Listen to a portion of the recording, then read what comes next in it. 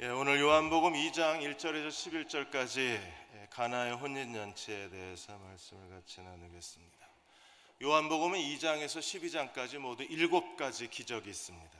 요한은 예수께서 행하신 34개의 공관복음서의 기적 가운데 7가지 다른 복음서가 기록하지 않은 7가지 기적을 뽑아서 하나님이 하신 일이 무엇인가를 우리에게 설명해 주고 있습니다. 닥터 브라운은 요한복음의 7가지 기적에 대해서 예수께서 하나님의 통치를 확립하고 사탄의 모든 권세를 파괴하시는 그 모습을 7가지 기적을 통해서 우리에게 증언하고 있다고 했습니다. 그 첫 번째가 오늘 2장 1절에 11절까지 우리가 너무나 친숙하게 잘 아는 가나의 혼인잔치에 물로 포도주를 만드신 기적입니다. 이 가나의 혼인잔치의 첫 번째 기적은 제자들에게 가장 큰 선물이었습니다. 왜냐하면 이 첫 번째 물로 포도주를 만드는 기적을 보고 11절에 보시면 하나님의 영광을 보고 제자들이 예수이심을 믿었더라 그랬습니다. 그러니까 제자들이 예수께서 메시아 하나님의 아들이심을 확실하게 믿은 사건이 이 가나의 혼인잔치의 기적이에요. 제자들에게는 가장 큰 선물이 되었습니다. 이 가나의 혼인잔치는 아마도 예수님 마리아의 친척이었을 걸로 추정을 합니다. 그리고 초대받은 마리아와 그리고 예수님이 혼인자리에 참석을 했는데 유대인의 결혼식은 보통 일주일, 부잣집은 2주일 이렇게 길게 결혼식을 축하하던 중에 포도주가 떨어지는 그런 엄청난 실수가 일어났습니다. 아마 예수님의 어머니가 음식 담당이었거나 아마 포도주 담당이었을지 모릅니다. 왜냐하면 그냥 하객이었다면 포도주가 떨어졌다는 사실을 몰랐을 텐데 연회장보다 먼저 알고 예수의 어머니 마리아께서 포도주가 떨어졌다고 얘기를 합니다. 우리가 살다 보면 포도주가 떨어질 때가 많이 있습니다. 그렇게 사랑했던 남편과 아내의 사랑도 어느 날 포도주가 떨어지고 서로 증오하고 서로 불편한 관계가 돼요. 인생을 살아가는 데 있어서도 갑자기 포도주가 떨어집니다. 모든 의욕과 소망을 잃어버리고 스스로 절망해서 표류하기를 시작을 합니다. 대한민국 정부도 지금 포도주가 떨어졌습니다. 이충재 논설위원께서 박근혜 정부는 유독 국가적 망신이 많았던 정부였다고 말하고 있습니다. 취임 직후에 수행원들을 이끌고 미국을 방문 중에 일어난 윤창중 성 스캔들 사건부터 시작해서 그래서 외신들은 한국이 성 문화가 후진국이라고 그렇게 보도를 해야 했었습니다. 임기 중반에는 세월호 참사가 일어나고 박 대통령의 사라진 7시간에 대해서 일본의 산케이 신문 기자가 기사 보도하는 것 때문에 이 산케이 신문 기자를 우리가 기소하고 이것 때문에 국제적 비난거리가 됐습니다. 시대착오적 언론 탄압을 한다는 사실이 드러나게 되었고 결국 법원이 무죄 판결을 하면서 정부는 정말 부끄러운 민낯을 드러낼 수밖에 없었습니다. 정권 말기에 대통령 자신이 망신의 중심에 서버렸습니다. 외신들은 이 부패 스캔들에 대해서 연일 보도를 하고 있습니다. 불가사의한 한 여성이 대한민국을 장악했다고 얘기하고 그리고 최 씨의 지시에 맹목적적으로 꼭두각시가 된 한국의 대통령이라고 보도를 쏟아놓았습니다. 포도주가 떨어진 것. 젊은 사람들은 새로운 인생에 도전을 하고 싶은데 손에 아무것도 없습니다. 포도주가 떨어졌을 때 예수의 어머니는 어떻게 하셨습니까? 마리아는 예수께서 저희에게 포도주가 떨어졌다고 의뢰를 했습니다. 그때 예수께서 한국 사람의 정서로는 충격적인 대답을 합니다. 여자여 나와 무슨 상관이 있나이까? 여자여. 이런 불효한, 이런 무례한, 이런 예의가 없는. 그런데 여기 여자여 귀나이라는 헬라어의 단어는 어바마마 그런 뜻입니다. 어머니라고 정중한 표현입니다. 나의 어머님, 존경과 사랑이 담긴 표현입니다. 어마마마 무슨 일이 오십니까? 이렇게 표현하는 거예요. 여자여 나와 무슨 상관이 있나이까? 왜 포도주가 없다고 그랬는데 예수께서 이렇게 투명할 정도로 대답을 했을까? D.A. 카슨 박사는 말하기를 마리아의 태도를 예수님이 교정시켜 주셨다는 거예요. 어머니와 아들의 혈육적 관계가 아니라 메시아와 이스라엘 백성의 신앙적 관계로 바꿔주셨다는 겁니다. 새로운 질서의 믿음을 통해서 예수께서는 하나님의 기적을 일으키실 수가 있었습니다. 마리아는 즉각적으로 하인들에게 말합니다. 무엇을 시키듯인지 그대로 하라. 그리고 하인들은 예수님이 시키는 대로 그대로 순종했습니다. 물을 항아리 아귀까지 채우라. 그대로 채웠습니다. 항아리 6개가 있었고 항아리 하나마다 집집마다 크기가 달랐지만 대략 90리터에서 130리터를 넣을 수 있는 항아리들이 있었습니다. 그런 항아리 6개가 놓여 있었고 항아리에 물을 채우라 그리고 떠다 갖다 주라 하는 순간에 물은 포도주로 변하고 그 가나의 혼인잔치는 그 포도주가 부족했던 부끄러운 자리에서 벗어나서 너무나 즐겁고 행복한 결혼잔치를 끝낼 수가 있었습니다. 이 기적을 통해서 하나님이 우리에게 가르쳐주고자 하시는 메시지는 과연 뭘까요? 크게 2가지가 있습니다. 하나는 물이 포도주로 변했다는 것은 그리스도인의 죄사함과 헌신의 상징입니다. 마리아는 예수님께 나와서 저희에게 포도주가 떨어졌다고 했을 때 예수님이 뭐라고 대답하셨습니까? 나와 무슨 상관이 있나이까? 내 때가 아직 이르지 아니하였나이다. 포도주가 없다고 그랬는데 예수님은 자기의 때에 대해서 얘기를 하셨어요. 이 때가 어떤 때입니까? 예수님이 십자가에 죽으셔야 할 자기 몸을 하나님 앞에 거룩한 제물로 바쳐야 할 그 때를 얘기합니다. 요한복음에는 예수님의 때가 모두 7번 나옵니다. 그 중에 첫 번째가 오늘 2장 4절이에요. 내 때가 이르지 않았습니다. 지금 포도주가 없다고 얘기를 하는데 예수님은 자기 때가 안 됐다고 얘기합니다. 무슨 의미일까요? 예수께서는 어머니 마리아가 포도주가 없다고 의뢰했을 때 그 첫 번째 기적을 통해서 예수님은 자신의 대속적 죽음이 무엇인가를 이 예표를 통해서 드러내기를 원하셨던 거예요. 1장 17절에 율법은 모세로 말미암아 주어졌습니다. 그리고 은혜와 진리는 그리스도로 말미암아 왔습니다. 그래서 유대인의 이 율법을 상징하는 물을 예수 그리스도를 상징하는 포도주로 바꾸는 것이 이 첫 번째 기적에서 예수께서 우리에게 가르치고자 하신 하나님의 메시지입니다. 그래서 레온 모리스는 예수께서는 유대교로 가는 물을 기독교라고 하는 포도주로 변화시키셔서 그리스도가 주시는 은혜가 무엇인가를 우리들에게 설명하려 하고 있다는 거예요. 포도주가 없다는 그 사실에서 예수님은 자기가 앞으로 장차 어떤 대속적 죽음을 할 것인가를 이번 첫 번째 기적을 통해서 우리에게 보여주고자 하셨어요. 예수님의 이 가나의 혼인잔치의 첫 번째 기적은 예수님의 데뷔 무대입니다. 예수님의 데뷔 무대를 통해서 예수께서는 자기가 이 세상에 왜 오셨는가를 증거하고 있는 거예요. 마태복음 26장 28절에 예수께서 십자가에 죽으시는 목적이 어디에 있습니까? 하나님 나라의 새로운 포도주 그리스도의 십자가의 피가 우리에게 주는 상징적 의미가 무엇입니까?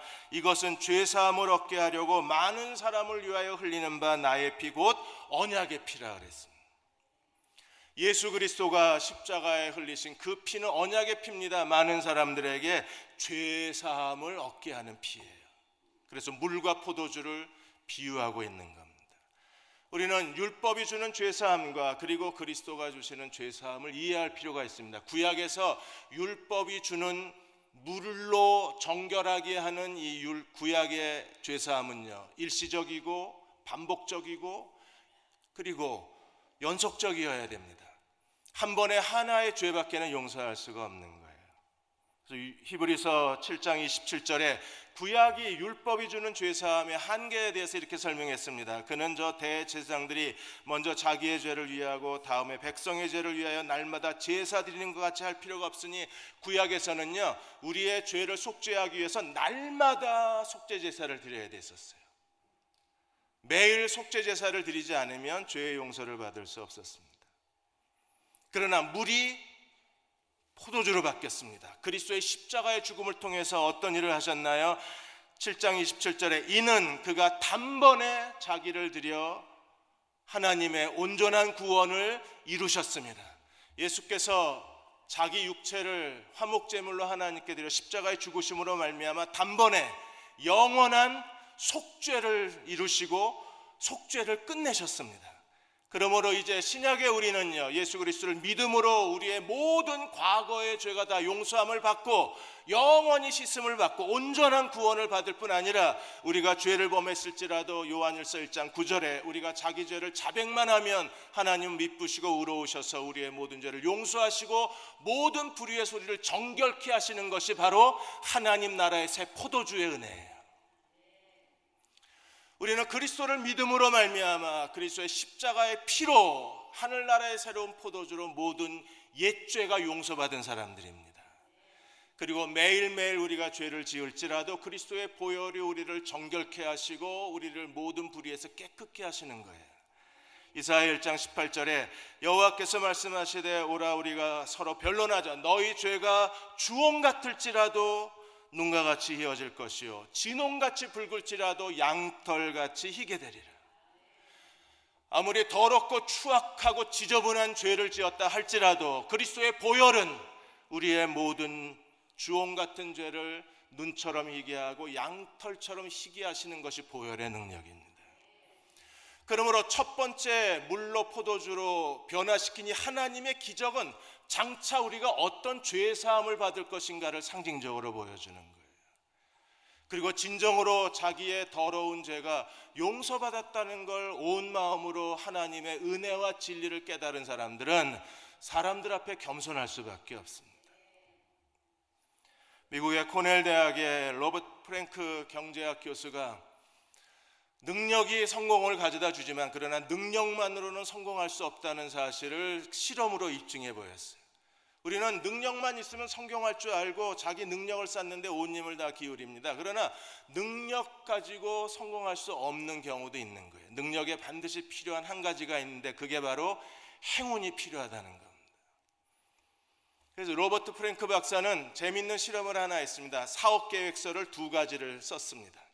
하나는 플랜 A는 내가 지금까지 성공한 것은 나의 능력과 나의 노력 때문에 성공했습니다. 나의 파트너가 될 사람을 찾습니다.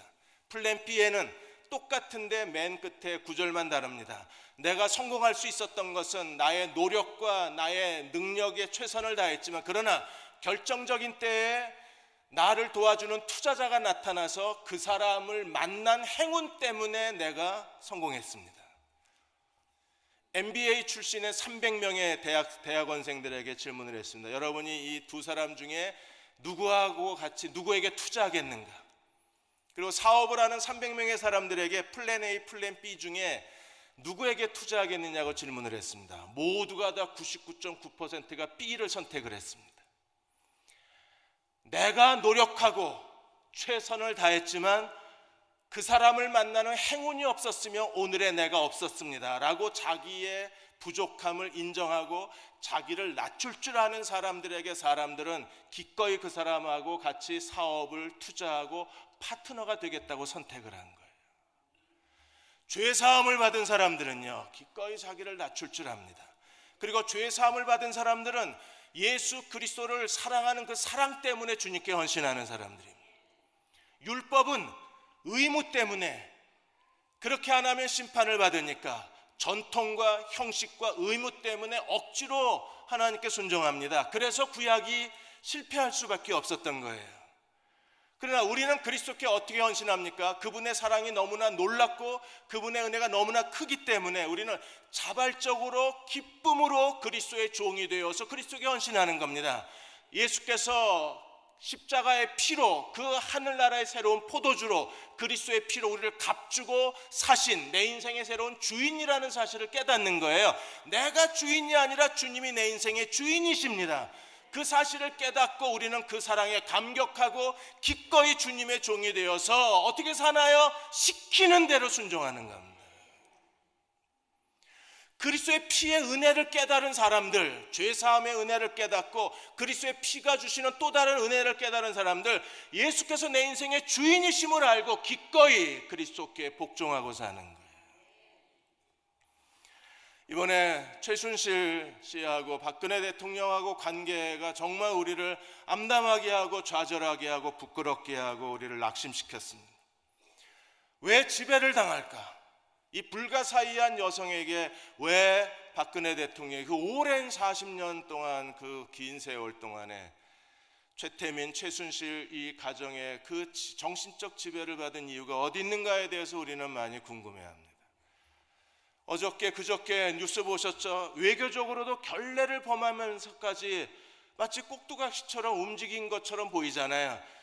외교 정상들을 만났을 때 정상들은요, 손에 아무것도 들고 있지 않는답니다. 그래야 악수를 하고 포옹을 하고 서로 격려하기 때문에. 그런데 박근혜 대통령은 그 최순실 씨 측근이 만들어준 파란색 핸드백을 끝까지 들고 결례를 어겼습니다. 혹시 또 이게 뒤에서 최순실 씨가 조종한 거 아닌가에 대해서 의혹을 하고 있는 거예요.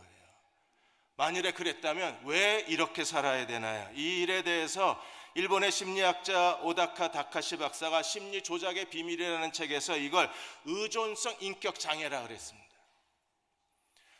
의존성 인격 장애를 가진 사람들은요, 스스로 거기서 학대를 당하고 인생의 소중한 걸 다 빼앗기면서도 거기서 벗어나지를 못합니다. 여러분, 지난 6월에 부산의 여고 동창생 얘기가 우리를 얼마나 경악시켰어요. 여고 동창생이 다른 동창생을 어떻게 했습니까? 지난 18년 동안에 노예처럼 부려먹었습니다. 자기 친구의 가진 모든 걸 다 마치 흡혈귀처럼 다 그의 인생을 망가뜨린 거잖아요. 그리고 그 자기 친구를 성매매 자리에 내보내서 저는 1억 8천이라고 읽었는데 다시 검색해 보니까 8억 원을 갈취를 한 겁니다. 친구에게 계속 노예살이를 하고 인생을 빼앗기고 있는 거예요. 그런데도 거기서 못 벗어납니다. 이걸 의존성 인격장애라고 그러는 거예요. 독재국가에 독재하는 그 권력자 앞에서 사람들이 거기서 모든 걸 빼앗기면서도 벗어나지를 못합니다. 파괴적인 컬트, 사교의 구루, 지도자, 사교 지도자 앞에서 그게 잘못됐다는 걸 알면서도 사람들이 벗어나지를 못합니다. 폭력적인 남편에게 매일 얻어맞고 살면서도 벗어나지를 않습니다.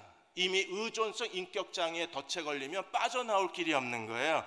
친구도 마찬가지입니다. 직장 상사도 마찬가지입니다. 우리는 대학교 교수가 그 대학원생들이 서로가 서로를 짐승처럼 다룬 기사를 읽고 얼마나 충격을 받았습니까? 그건 갑질 정도가 아니라 이게 의존성 인격장애를 가진 사람들의 한계가 되는 거예요.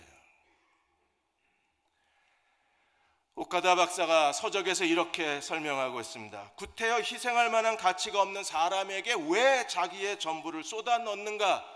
그게 바로 의존성이다. 시키는 대로 다 하고, 그리고 그 사람을 의지하지 않으면 이 사람은 살 수가 없는 거예요. 그 사람이 있어야만 자기가 살아요. 시키는 대로 다 합니다. 죽도록 충성합니다. 자기 가진 전부를 다 그에게 바칩니다.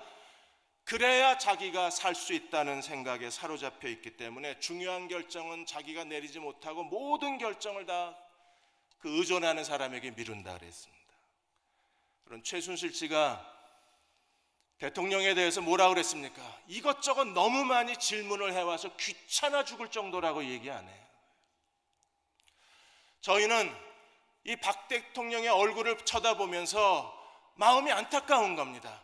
우리 그리스도인들이 내 인생의 주인 그리스도에게 우리가 어떤 제자도를 가져야 되나요? 예수께서 나의 구세주야 내 삶의 주인이시라면 우리는요, 시키는 대로 살아야 됩니다. 우리가 그렇게 살아야 되는데 잃어버린 제자도의 본질을 대통령에게서 우리가 그것을 느끼고 그걸 확인하고 그걸 찾는다는 게 너무 우리가 부끄러운 거예요. 그리스도인이야말로 예수 그리스도 앞에 우리가 어떻게 살아야 되나요? 그분의 주권 앞에 무릎을 꿇고 우리는요, 시키는 대로 살아야 되잖아요. 외교 결례가 되더라도 가방 들고 나가 그러면 가방 들고 나가 서 있어야 되는 게 그리스도인 아닌가요? 두 번째로 이 가나의 혼인잔치에서 우리에게 주시는 교훈이 무엇입니까? 주님은 우리에게 더 나은 포도주를 만들어 주시는 하나님이십니다.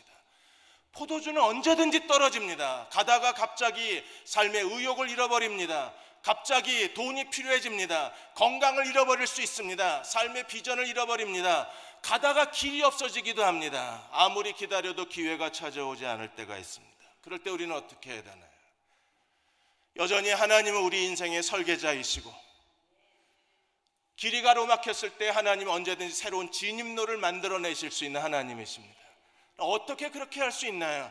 우리는 이 가나의 혼인잔치에서 몇 가지 중요한 교훈을 받아야 합니다. 첫째는 마리아의 태도를 본받아야 돼요. 마리아는 포도주가 떨어졌다고 그랬을 때 제일 먼저 스마트폰을 켜고 구글 아저씨한테 검색하지 않았습니다. 최근에 이 근처에 포도 도매상이 어디 있는지, 재고량이 얼마 있는지, 그리고 그것이 이 결혼식장에까지 배달이 가능한지 구글 아저씨한테 검색하지 않았어요. 네이버 아줌마한테 이 일이 어떻게 가능한지 묻지 않았습니다. 제일 먼저 마리아가 한 일이 무엇인가요? 이걸 예수께 가지고 온 겁니다. 왜 우리 삶에 기적이 일어나지 않습니까? 왜 하나님이 우리를 돕지 아니하시나요? 우리는요, 해결 방법이 너무 많아요. 찾아가서 의논할 사람이 너무나 많이 있습니다. 하나님께, 예수께 이 문제를 의뢰하지 않는 거예요. 여기서도 우리가 대통령을 닮아야 됩니다. 한나라당 대변인이었던 전여옥 씨가, 그분이 이미 그 책에서 쓰기도 했지만 이번에 다시 언론에 나와서 박근혜 대통령에 대한 얘기를 하셨잖아요. 그분이 2006년도에 열린우리당이 노무현 대통령이 세종시로 수도 이전하려고 했을 때 국회에서 이게 통과가 돼야 되니까 국회 문을 닫아 걸었을 때가 있었습니다.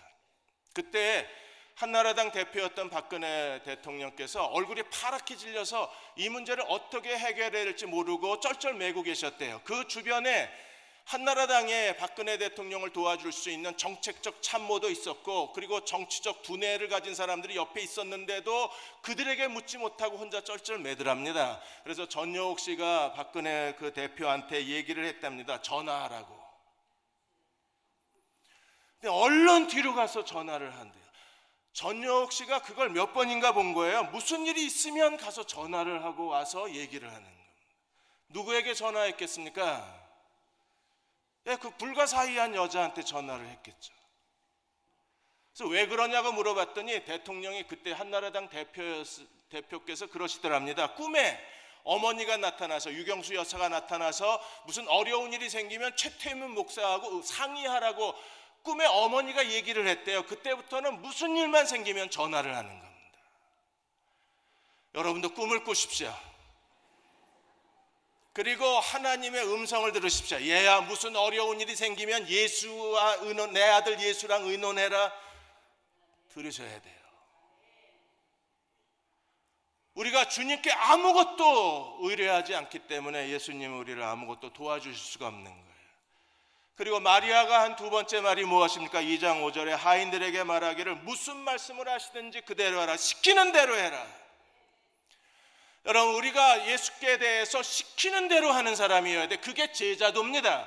그들이 진정한 그리스도의 뒤를 따라가는 사람들입니다. 시키는 대로 하려면 우리의 두 가지가 필요해요. 하나는 누가 내 인생의 주인인가가 분명해야 되고, 두 번째는요, 주님의 명령을 들을 수가 있어야 됩니다. 누가 내 인생의 우두머리인가요? 오늘 칼럼에 이세벨은 살아있다를 썼습니다. 이세벨의 전략은요, 우두머리를 없애는 겁니다.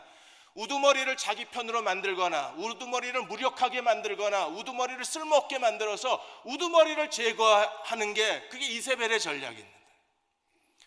결국에 이세벨은요, 아합을 정복해서 북이스라엘을 우상숭배의, 바알 숭배의 나라로 만들고, 결국에 남유다까지 이세벨의 영향력이 퍼져서 다윗의 가문을, 우두머리를 없애버리고 자기가 우두머리가 돼서 남유다 유일한 여왕이 이세벨의 딸 아달랴였었잖아요. 지금도 우두머리를 제거하고 있는 겁니다. 오늘 그리스도인들에게 이세벨의 유혹은 무엇입니까? 누가 주인인가를 혼동하게 하는 겁니다.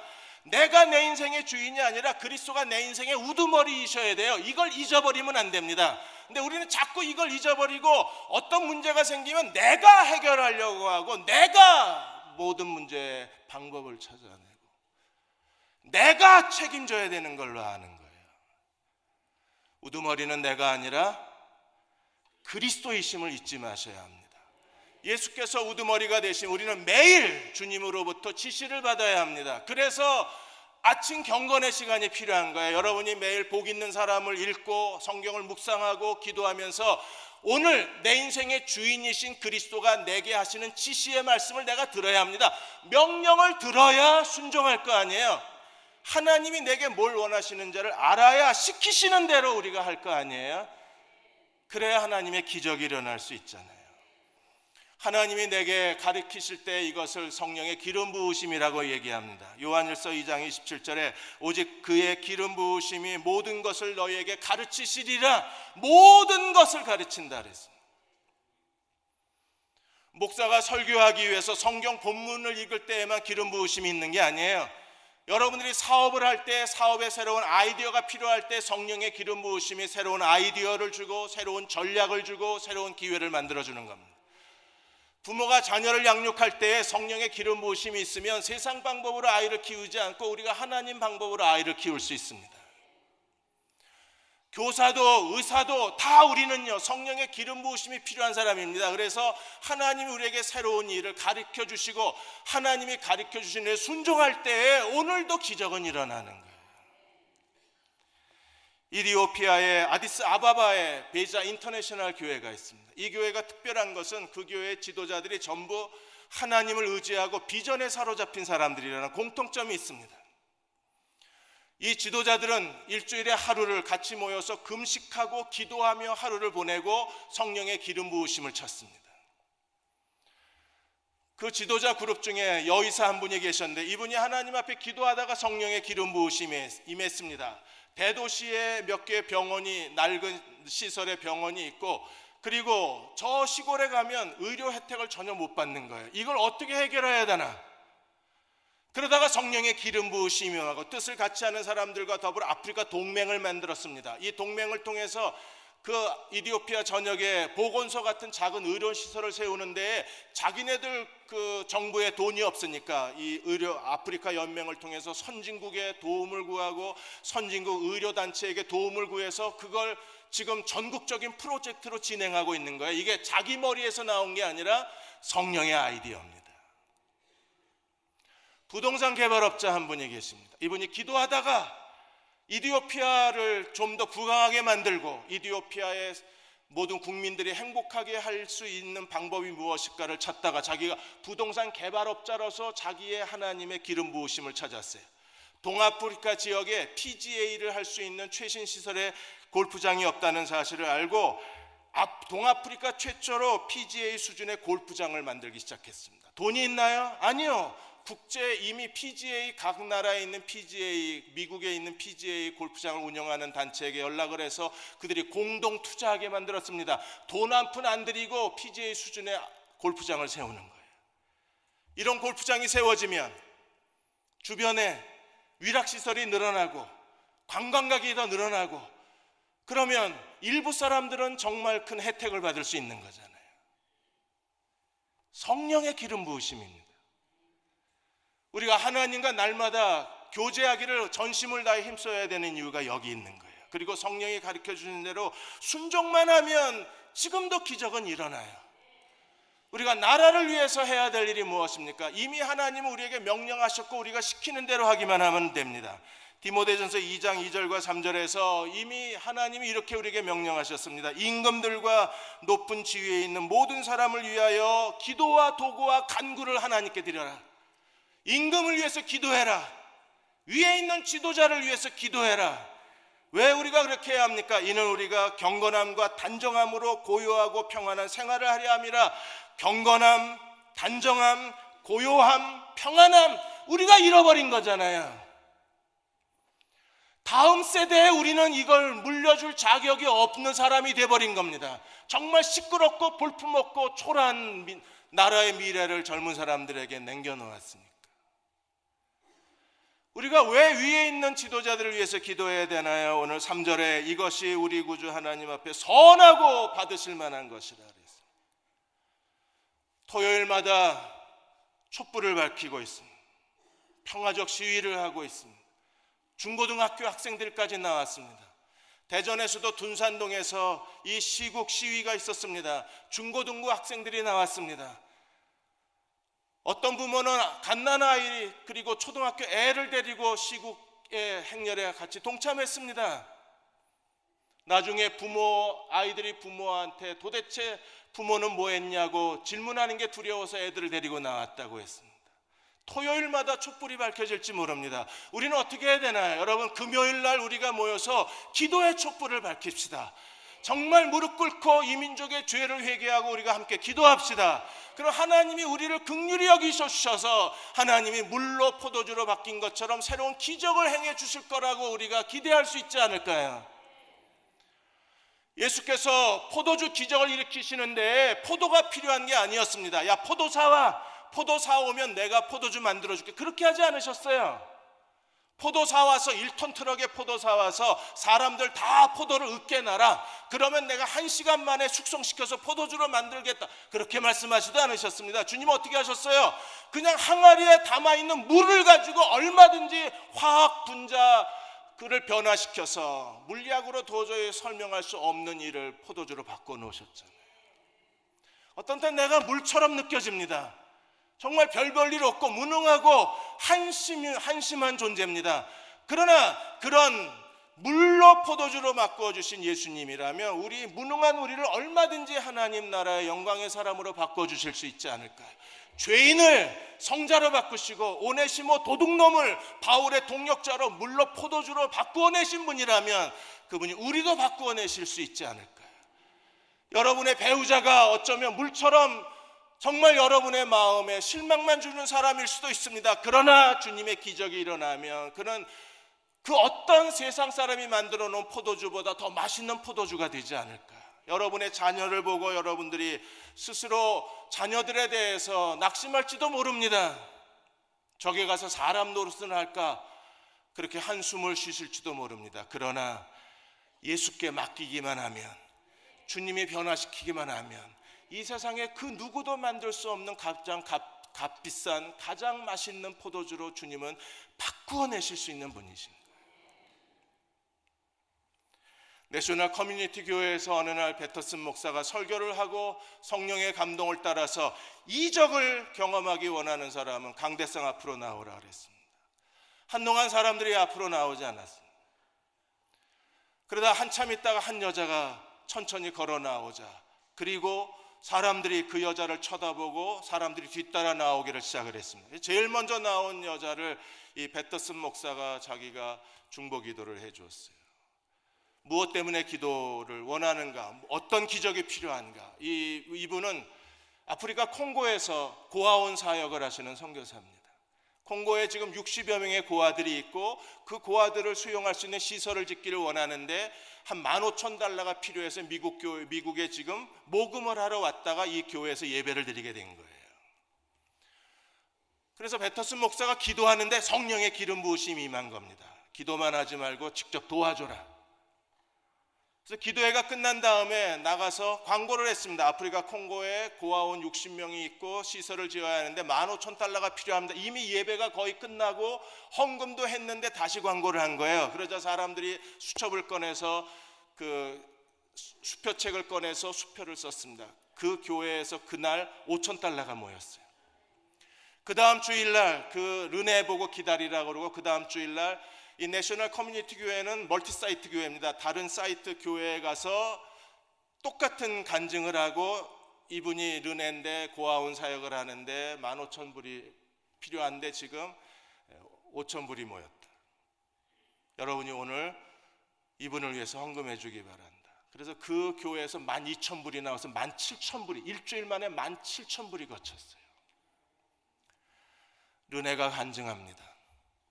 이적이 필요한 사람 나오라 그랬을 때 자기는 이적이 정말 필요한 사람이고 나가야 되는데 거기를 뚜벅뚜벅 걸어 나간다는 게 너무나 어려운 일이었다는 거예요. 근데 내가 순종하자 하나님이 응답하셨다고 간증을 했어요. 여러분, 이 한가운데를 가로질러서 이적이 필요한 사람은 나와서 기도받으라, 나와서 기도받으라 그랬을 때 나온 그녀가 하나님의 기적을 체험한 거예요. 우리는 이미 하나님이 우리에게 어떤 말씀을 벌써 하셨는데 내가 거절할 수도 있어요. 그래서 기적이 안 일어날 수도 있어요. 그러나 오늘이라도 우리가 귀를 기울여 주여 말씀하시옵소서 내가 듣겠나이다, 그리고 용기를 내서 순종하기만 하면 하나님은 우리 인생에 새로운 기적을 이뤄내실 거예요. 물이 포도주로 바뀌어서 정말 모든 사람을 즐겁게 하는 그런 우리 인생이 되고 우리 가정이 되고 우리 자녀들이 될 수 있을 것입니다. 그러한 저와 여러분이 되시기를 주의 이름으로 축원합니다.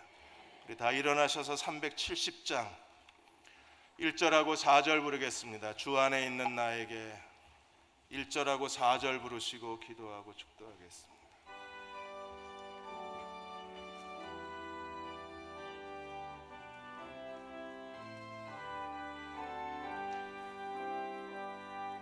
주 안에 있는 나에게 난 근심이 있으랴. 십자가 밑에 나가 내 짐을 풀었네. 주님을 찬송하면서 할렐루야 할렐루야. 내 앞길 멀고 험해도 나 주님만 따라가리. 내 주와 맺은 언약은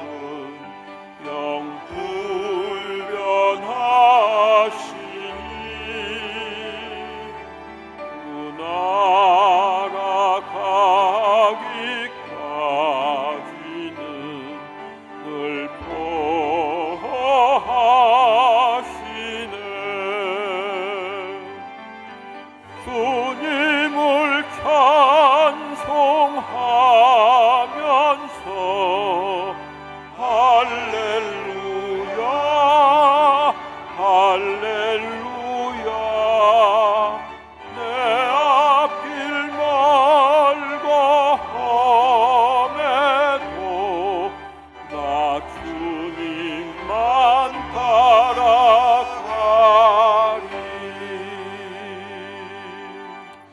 하나님, 우리의 자아를 깨트려 주셔서 의존적 인격 장애자로 만들어 주십시오. 주님을 의지하지 않고는 아무것도 할 줄 모르는 사람으로 살게 해 주옵소서. 주님만 의지하고 주님만 바라보고 주님이 시키시는 대로 다 순종하고 날마다 기적의 삶을 살아가는 저희들 되게 해주시기 원합니다.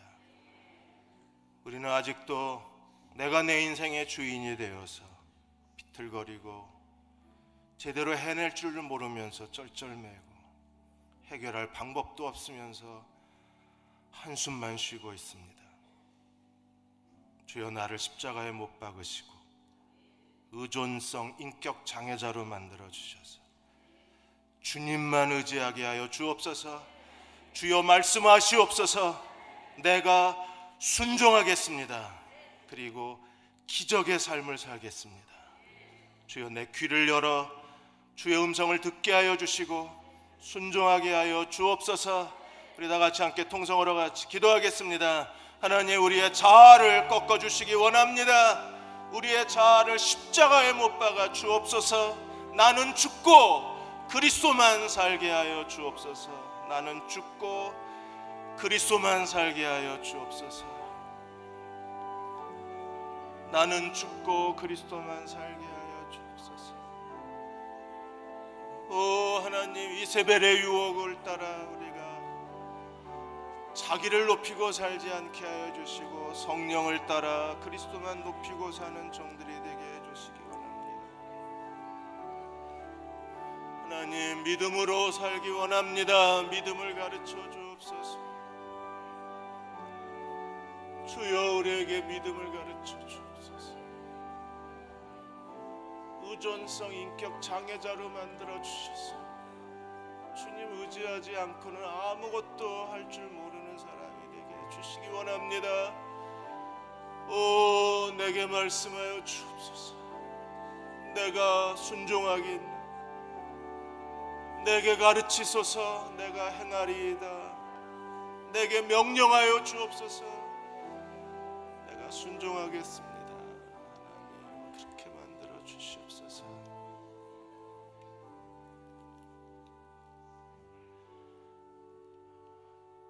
하나님, 이세벨의 유혹을 따라 내가 괜찮은 사람인 줄 알고 우쭐거리지 않게 해주시고, 성령의 인도하심을 따라 자아를 십자가에 못 박고 내가 사는 것이 그리스도라고 고백할 수 있는 하나님의 참 백성이 되게 해 주옵소서. 주님, 그렇게 만들어 주셔서 의존성, 인격 장애자로 만들어 주셔서 주님과 의지하지 않고는 아무것도 할 줄 모르는, 주님의 명령이 아니면 아무것도 하지 않는 믿음의 종들이 되기를 원합니다. 시키는 대로 하라. 그렇게 살겠습니다. 내게 말씀하여 주옵소서. 지시하여 주옵소서. 무엇을 어떻게 하라고 명령하여 주옵소서. 내가 순종하겠습니다. 그리고 매일의 삶이 기적의 삶이 되게 하여 주옵소서. 지금 우리를 죄에서 구원하신 우리 주 예수 그리스도의 은혜와 하나님 아버지의 그 크신 사랑하심과 성령의 위로하시고 도우신 은혜가 오늘 11월의 첫째 주일을 함께 예배드린 모든 교우와 가정과 자녀들 위해, 우리의 간절한 기도 위에 지금부터 영원히 함께 하시기를 간절히 축원하옵나이다. 아멘.